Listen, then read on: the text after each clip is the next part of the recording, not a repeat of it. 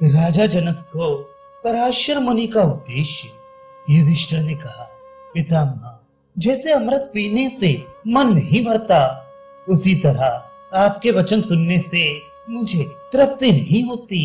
इसलिए पूछता हूँ, पुरुष कौन सा कर्म करे तो उसे इस लोक और परलोक में परम कल्याण की प्राप्ति हो सकती है, यही बताने की कृपा करे।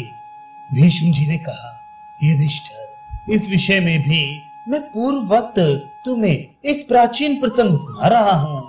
एक बार महायशस्वी राजा जनक ने महात्मा पराशर जी से पूछा, मुनिवर, कौन सा कर्म संपूर्ण प्राणियों के लिए इस लोक और परलोक में भी कल्याणकारी है? राजा के प्रश्न सुनकर तपस्वी पराशर मुनि ने उन पर अनुग्रह करने की इच्छा से कहा। पराशर जी बोले, राज, धर्म का आचरण ही इस लोक और परलोक में कल्याण करने वाला है। धर्म की शरण लेने वाला मनुष्य स्वर्गलोक में सम्मानित होता है। सभी आश्रम वाले धर्म में आस्था रखकर अपने अपने कर्मों का अनुष्ठान करते हैं। संसार में जीवन निर्वाह के लिए 4 प्रकार की जीविका का विधान है। ब्राह्मण के लिए दान लेना, क्षत्रिय के लिए कर लेना, वैश्य के लिए खेती आदि और शूद्र के लिए सेवा। मनुष्य जिस वर्ण में उत्पन्न होते हैं उसके अनुकूल जीविका भी इच्छानुसार प्राप्त हो जाती है। जिसने पूर्व जन्म में शुभ कर्मों का अनुष्ठान नहीं किया है उसे सुख नहीं मिलता। देह त्याग के पश्चात मनुष्य को पुण्य कर्मों से ही सुख की प्राप्ति होती है। पहले जन्म में जो कर्म नहीं किया गया है उसका फल नहीं मिलता। जो लोग इस बात को याद रखते हैं कि मन, वाणी, चक्षु और हाथों के द्वारा किए हुए 4 प्रकार के कर्म ही दूसरे जन्म में फल की प्राप्ति कराने वाले होते हैं। लोक यात्रा के निर्वाह और मन की शांति के लिए वैदिक वचनों का प्रमाण माना गया है। मनुष्य नेत्र, मन, वाणी और क्रिया के द्वारा 4 प्रकार के कर्म करते हैं। उनमें जिसका जैसा कर्म होता है उन्हें वैसे ही फल की प्राप्ति होती है। कर्म के फल रूप से कभी केवल सुख, कभी केवल दुख और कभी दोनों एक साथ प्राप्त होती हैं। पुण्य या पाप कोई भी कर्म क्यों ना हो, फल भोगे बिना उसका नाश नहीं होता। जब तक मनुष्य पाप के फल स्वरूप दुख के भोग से छुटकारा नहीं पा जाता तब तक उसका पुण्य अक्षय की भांति स्थित रहता है।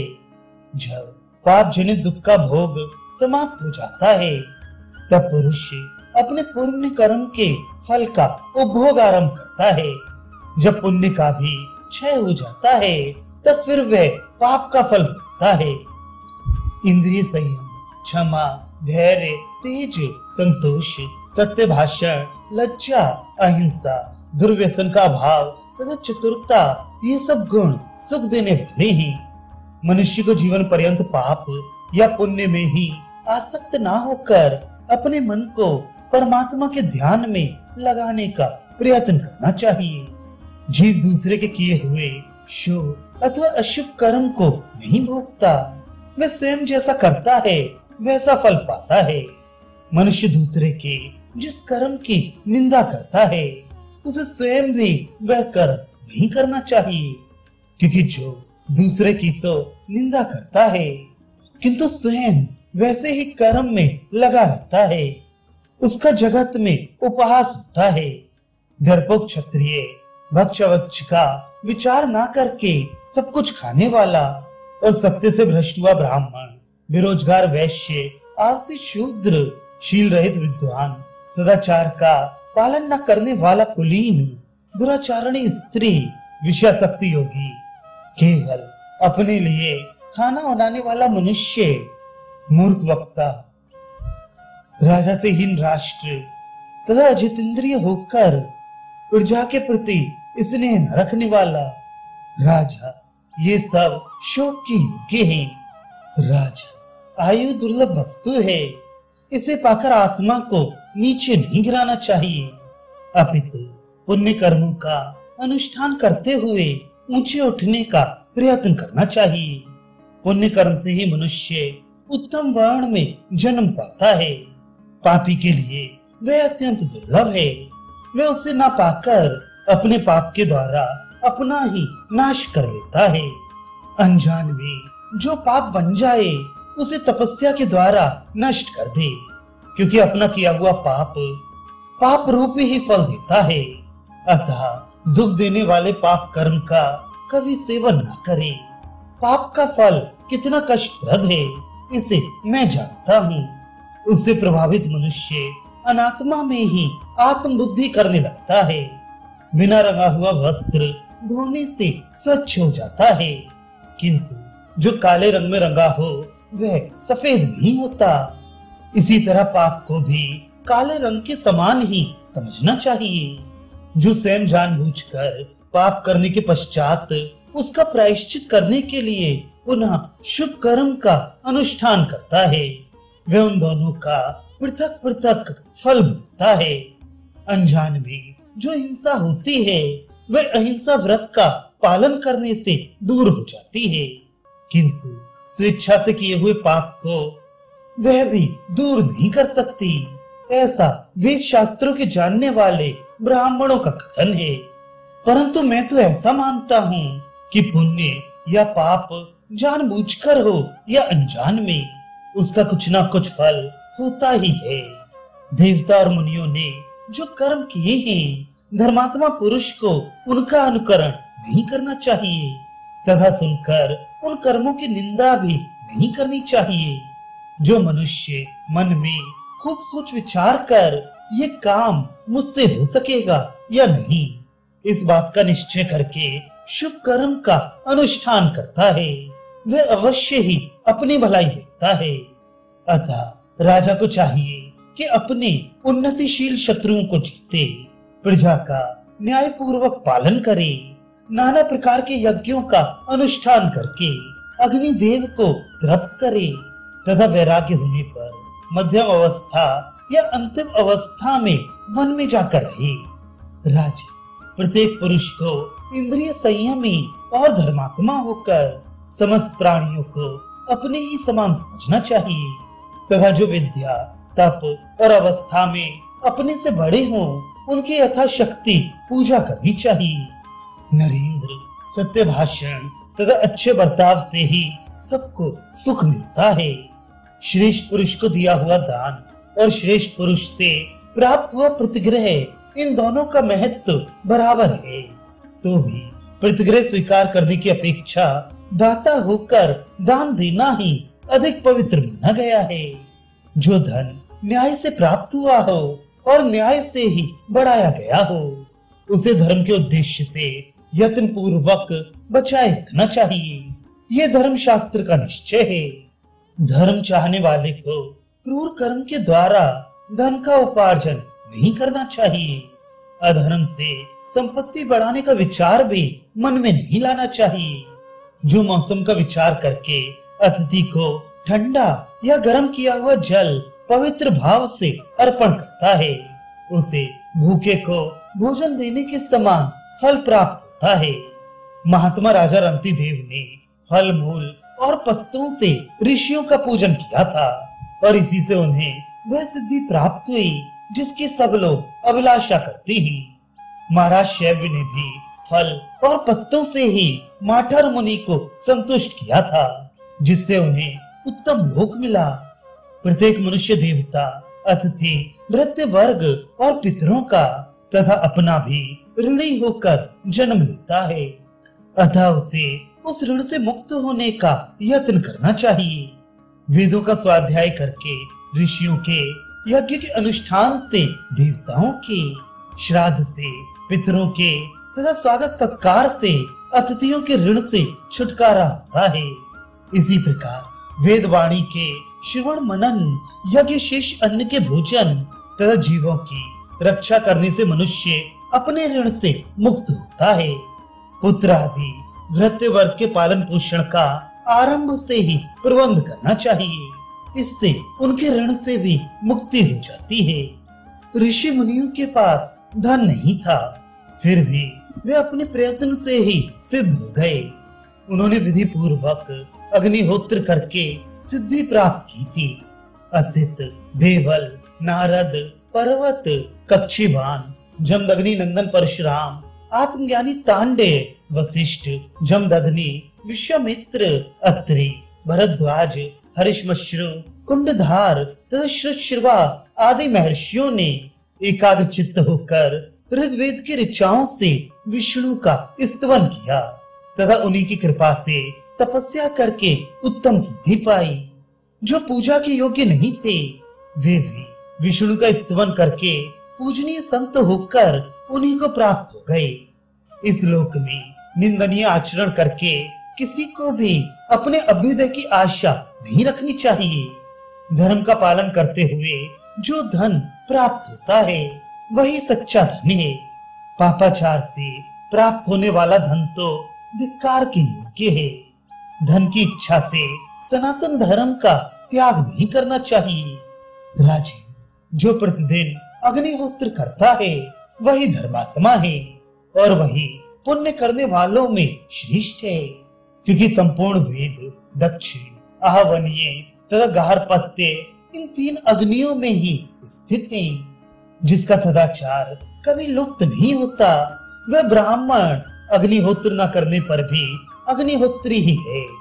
सदाचार संपादित होने पर अग्निहोत्र ना हो सके तो भी अच्छा है, किंतु सदाचार का त्याग करके केवल अग्निहोत्र करना कदापि कल्याणकारक नहीं है। अग्नि, आत्मा, माता, जन्म देने वाले पिता तथा गुरु, इन सब की यथा योग्य सेवा करनी चाहिए। जो अभिमान का त्याग करके वृद्ध पुरुषों की सेवा करता, विद्वान एवं कामना रहित होकर सबको प्रेम भाव से देखता, चालाकी से रहित हो धर्म का आचरण करता और दूसरों का दमन नहीं करता है, वह इस लोक में श्रेष्ठ है तथा सत्पुरुष भी उसका आदर करते ही। शूद्र के लिए तीनों वर्णों की सेवा ही उत्तम वृत्ति है। यदि वह प्रेम के साथ उसका पालन करे तो वह उसे धर्मिष्ठ बनाती है। मेरा तो ऐसा विचार है कि धर्म के जानने वाले सत्पुरुषों के संसर्ग में रहना हर हालत में अच्छा है, किंतु दुष्ट पुरुषों का संग किसी भी दशा में उत्तम नहीं है। साधु पुरुषों के समीप रहने से नीच वर्ण का मनुष्य भी प्रतिभाशाली हो जाता है।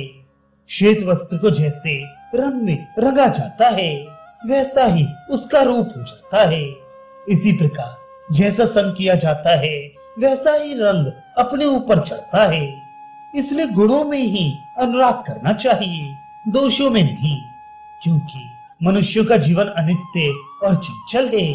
जो विद्वान सुख और दुख दोनों अवस्थाओं में शुभ कर्म का ही अनुष्ठान करता है वही शास्त्र के तत्व को जानता है। धर्म के विपरीत कर्म यदि लोक में बहुत लाभदायक हो तो भी बुद्धिमान पुरुष को उसका सेवन नहीं करना चाहिए, क्योंकि उससे अपना हित नहीं होता। जो राजा दूसरों की हजारों गौएं छीनकर दान करता है और प्रजा की रक्षा नहीं करता वह नाम मात्र के लिए ही दानी है, उसे उसका कुछ फल नहीं मिलता। वास्तव में तो वह राजा नहीं लुटेरा है। जो राजा प्रतिदिन ब्राह्मणों का सत्कार करके उन्हें अपनी शक्ति के अनुसार जितना हो सके उतना दान करता है उसको उत्तम फल की प्राप्ति होती है। स्वयं ही ब्राह्मण के पास जाकर उसे संतुष्ट करते हुए जो दान दिया जाता है वह सर्वोत्तम माना गया है। याचना करने पर दिए हुए दान को विद्वानों ने मध्यम बताया है और अवहेलना तथा अश्रद्धा के साथ जो कुछ दिया जाता है उस दान को सत्यवादी मुनि अधम कहते हैं। मनुष्य संसार सागर में डूब रहा है, उसे नाना प्रकार के उपायों द्वारा सदा इसके पार उतरने का प्रयत्न करना चाहिए। जिस तरह भी बंधन से छुटकारा मिले वैसा उद्योग करना उचित है। ब्राह्मण इंद्रिय संयम से, क्षत्रिय युद्ध में विजय पाने से, वैश्य धन से और शूद्र सेवा कार्य में चतुराई रखने से शोभा पाता है। ब्राह्मण के यहाँ प्रतिग्रह से मिला हुआ, क्षत्रिय के घर युद्ध से जीतकर लाया हुआ वैश्य के पास न्याय पूर्वक खेती आदि से कमाया हुआ और शूद्र के यहाँ सेवा से प्राप्त हुआ थोड़ा भी धन हो तो उसे उत्तम माना गया है। उस धन का यदि धर्म कार्य में उपयोग किया जाए तो वह महान फल देने वाला होता है। ब्राह्मण यदि जीविका के अभाव में क्षत्रिय अथवा वैश्य के धर्म से जीवन निर्वाह करे तो पतित नहीं होता, किंतु जब वह शूद्र के धर्म को अपनाता है तो तत्काल पतित हो जाता है। जब शूद्र सेवा वृत्ति से जीविका न चला सके तो उसके लिए भी व्यापार, पशुपालन तथा शिल्पकला आदि से जीवन निर्वाह करने की आज्ञा है। रंगमंच पर नाचना या खेल दिखाना, बहुरूपी का काम करना, मदिरा और मांस बेचकर जीविका चलाना तथा लोहे और चमड़े की बिक्री करना, ये सब काम निंदनीय है। शूद्र भी यदि पूर्व परंपरा से उसके घर में ये काम ना होते आए हों तो स्वयं इनका आरंभ ना करे, और जिसके यहाँ पहले से ही इनके करने की प्रथा हो तो वह भी छोड़ दे तो महान धर्म होता है। यदि सिद्धि करने के पश्चात कोई पुरुष घमंड में आकर पापाचरण करने लगे तो उसका अनुकरण नहीं करना चाहिए। पुराणों में सुना जाता है कि पहले अधिकांश मनुष्य संयमी, धार्मिक और न्याय का अनुसरण करने वाले थे। उस समय अपराधियों को धिक्कार मात्र का ही दंड दिया जाता था। संसार के मनुष्यों में सदा धर्म की ही प्रशंसा होती थी। धर्म में बड़े चढ़े लोग सद्गुणों का ही सेवन करते थे, किंतु धर्म का ये प्रचार असुरों से नहीं सहा गया। वे क्रमशः बढ़कर संपूर्ण प्रजा के शरीर में व्याप्त हो गए। तब प्रजाओं में धर्म को नष्ट करने वाले दर्प, घमंड का प्रादुर्भाव हुआ। दर्प के बाद क्रोध उत्पन्न हुआ। क्रोध से आक्रांत होने पर उनकी लाज छूट गई और विनय युक्त सदाचार का लोप हो गया। फिर मोह प्रकट हुआ। मोह से अब उनमें पहले की भांति विचार शक्ति न रही और सब लोग अपने अपने सुख के लिए दूसरों को कष्ट पहुंचाने लगे। अब उन्हें राह पर लाने में धिक्कार का दंड सफल न हो सका। सभी मनुष्य देवता और ब्राह्मणों का अपमान करके मनमाना व्यवहार करने लगे। यह अवस्था आ जाने पर संपूर्ण देवता भगवान शंकर की शरण में गए। तब शिव जी ने देवताओं के तेज से प्रबल हुए एक ही बाण के द्वारा 3 नगरों सहित आकाश में विचरने वाले समस्त असुरों को मारकर पृथ्वी पर गिरा दिया। उन असुरों का स्वामी भयंकर आकार वाला तथा भीषण पराक्रम दिखाने वाला था। देवताओं को उससे बड़ा भय होता था, किंतु भगवान शूलपाणी ने उसे भी मौत के घाट उतार दिया। उसके मारे जाने पर सब मनुष्य प्रकृतिस्थ हो गए तथा उन्हें पूर्ववत वेद और शास्त्रों का ज्ञान हो गया। तत्पश्चात सप्त ऋषियों ने इंद्र को स्वर्ग में देवताओं के राज्य पर अभिषिक्त किया और वे स्वयं मनुष्यों के शासन कार्य में लग गए। सप्त ऋषियों के बाद विप्रथु नामक राजा भूमंडल का स्वामी हुआ तथा और भी बहुत से क्षत्रिय छोटे छोटे मंडलों के अधिपति हुए। इसलिए मैं शास्त्र के अनुसार खूब सोच विचार कर कहता हूँ, मनुष्य की सिद्धि तो अवश्य प्राप्त करनी चाहिए, किंतु हिंसात्मक कर्म त्याग देना चाहिए। बुद्धिमान धर्म करने के लिए न्याय का त्याग कर पाप मिश्रित मार्ग से धन का संग्रह न करे, क्योंकि उससे कल्याण नहीं होता। राजा, तुम भी इसी तरह जितेंद्रिय क्षत्रिय बनकर बंधु बांधवों से प्रेम रखते हुए प्रजा, भृत्य और पुत्रों का स्वधर्म के अनुसार पालन करो। इष्ट अनिष्ट की प्राप्ति, वैर और प्रेम का अनुभव करते करते जीव के हजारों जन्म बीत जाते हैं। इसलिए तुम यदि कल्याण चाहते हो तो सद्गुणों में ही अनुराग करो, दोषों में नहीं। महाराज, मनुष्यों में जैसी धर्म अधर्म की प्रवृत्ति होती है, वैसी मनुष्यतर प्राणियों में नहीं होती। धर्म परायण विद्वान सबको आत्मभाव से देखता हुआ संसार में विचरता रहे, किसी भी जीव की हिंसा ना करे। जब मनुष्य का मन कामना और संस्कारों से रहित तथा असत्य से दूर हो जाता है, उस समय वह कल्याण को प्राप्त होता है। गृहस्थ आश्रम में मनुष्य का गौ, खेती बाड़ी, धन दौलत, स्त्री पुत्र और भृत्यों से संबंध हो जाता है और इस प्रकार प्रवृत्ति मार्ग में रहकर वह प्रतिदिन इन वस्तुओं को देखता है, किंतु इनकी अनित्यता को नहीं जानता। इसलिए उसके मन में राग और द्वेष बढ़ने लगते हैं। राग द्वेष के वशीभूत होकर जब मनुष्य द्रव्य में आसक्त हो जाता है तो मोह की कन्या रति आकर उसे अपने वश में कर लेती है। रति की उपासना करने वाले सभी लोग भोगों को ही कृतार्थ समझते हैं और रति के द्वारा जो विषय सुख प्राप्त होता है उससे बढ़कर वे दूसरा कोई सुख नहीं मानते। फिर उनके मन पर लोभ का अधिकार हो जाता है और वे आसक्ति वश अपने परिजनों की संख्या बढ़ाने लगती हैं। इसके बाद उनके पालन पोषण के लिए धन की इच्छा होती है। यद्यपि मनुष्य जानता है कि अमुक काम करना पाप है, फिर वे धन के लिए उसे कर ही डालता है तथा बाल बच्चों के स्नेह में डूबे रहने के कारण जब उनमें से कोई मर जाता है तो उनके लिए वह बारंबार संतप्त होता है। धन से जब लोक में सम्मान बढ़ता है तो वह सदा इस बात का प्रयत्न करता है कि कभी अपनी हेठी न होने पाए। भोग विलास की सामग्रियों से संपन्न होने के लिए जो कुछ आवश्यक समझता है उसे ही वह करता है और उसी से एक दिन नष्ट हो जाता है।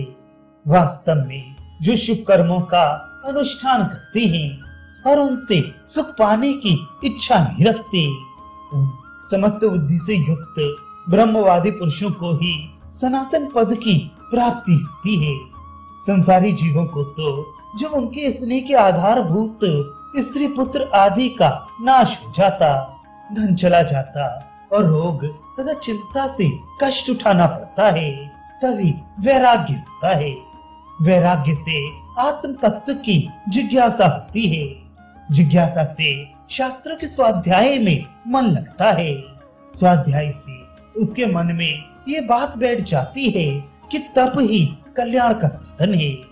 राजन, संसार में ऐसा विवेकी मनुष्य दुर्लभ है जो स्त्री पुत्र आदि प्रिय सुखों की ओर से उदासीन होकर श्रेय की प्राप्ति के लिए तप में प्रवृत्त होने का ही निश्चय करता है। तप में सबका अधिकार है। हीन वर्ण के लिए भी अपने अधिकार के अनुसार तप का विधान है। तप ही जितेंद्रिय एवं मनोनिग्रह संपन्न पुरुष को स्वर्ग की राह पर लाने वाला है। पूर्व काल में प्रजापति ने ब्रह्मपरायण और व्रत में स्थित होकर तप के द्वारा ही संसार की सृष्टि की थी। आदित्य, वसु, रुद्र, अग्नि, अश्विनी कुमार, विश्वदेव, साध्य, पितर, मरुदगण, यक्ष, राक्षस, गंधर्व, सिद्ध तथा दूसरे स्वर्गवासी देवता तप से ही सिद्धि को प्राप्त हुए ही। ब्रह्मा जी ने पूर्व काल में जिन मरीच आदि ब्राह्मणों को उत्पन्न किया था, वे तप के ही प्रभाव से पृथ्वी और आकाश को पवित्र करते हुए सर्वत्र विचरते थे। मृत्यु लोक में जो गृहस्थ राजे महाराजे उत्तम कुलों में उत्पन्न देखे जाते हैं, वे सब उनकी तपस्या का ही फल है। त्रिभुवन में कोई भी ऐसी वस्तु नहीं है जो तपस्या से दुष्प्राप्य हो। अतः मनुष्य सुख में हो या दुख में मन और बुद्धि से शास्त्र का विचार करके लोभ का परित्याग कर दे। असंतोष से दुख होता है। लोभ से मन और इंद्रियों में भ्रांति होती है। भ्रांति होने पर अभ्यास रहित विद्या की भांति मनुष्य की बुद्धि नष्ट हो जाती है। बुद्धि का नाश हो जाने पर वह विवेक खो बैठता है। इसलिए दुख की अवस्था में मनुष्य को उग्र तपस्या करनी चाहिए। जो अपने को प्रिय जान पड़ता है उसे सुख कहते हैं, तथा जो मन के प्रतिकूल होता है वह दुख कहलाता है। तपस्या करने से सुख और ना करने से दुख होता है। इस प्रकार तप करने और ना करने का जो फल है उसको तुम भली भांति समझ लो। जो पाप रहित तप का अनुष्ठान करता है वह सदा कल्याण का भागी होता है। तथा जिस पुरुष को धर्म, तप और दान करने की इच्छा नहीं होती वह पाप का ही आचरण करता और नरक में पड़ता है। मनुष्य सुख में हो या दुख में जो सदाचार से कभी विचलित नहीं होता वही शास्त्रदर्शी माना जाता है। बाण को धनुष से छूटकर पृथ्वी पर गिरने में जितनी देर लगती है उतना ही समय स्पर्श इंद्रिय, रसना, नेत्र, नासिका और कान के विषयों का सुख अनुभव करने में लगता है। तथा जब वह सुख नष्ट हो जाता है तो उसके लिए मन में बड़ी वेदना होती है। इतने पर भी अज्ञानी पुरुष विश्व के सुख में ही लिप्त रहते हैं। वे सर्वोत्तम मोक्ष सुख की प्रशंसा नहीं करते। सदा धर्म पालन करने वाले मनुष्य को कभी धन और भोगों की कमी नहीं होती। अतः गृहस्थ पुरुष को बिना प्रयत्न के प्राप्त हुए विषय का ही सेवन करना चाहिए। मेरे विचार से प्रयत्न तो स्वधर्म उपार्जन के लिए ही करना उचित है। जब उत्तम कुल में उत्पन्न, सम्मानित तथा शास्त्र के अर्थ को जानने वाले पुरुषों का और असमर्थता के कारण कर्म धर्म से रहित एवं आत्म तत्व से अनभिज्ञ मनुष्यों का भी लौकिक कर्म नष्ट हो जाता है तो तप के सिवा दूसरा कोई कर्म नहीं है जो उन्हें अक्षय फल देने वाला हो। गृहस्थ को सर्वथा अपने कर्तव्य का निश्चय करके स्वधर्म का पालन करते हुए कुशलता पूर्वक यज्ञ तथा श्राद्ध आदि कर्मों का अनुष्ठान करना चाहिए। जैसे संपूर्ण नदियां और नद समुद्र में जाकर मिलते हैं उसी प्रकार समस्त आश्रमी गृहस्थ के ही सहारे जीवन धारण करते हैं।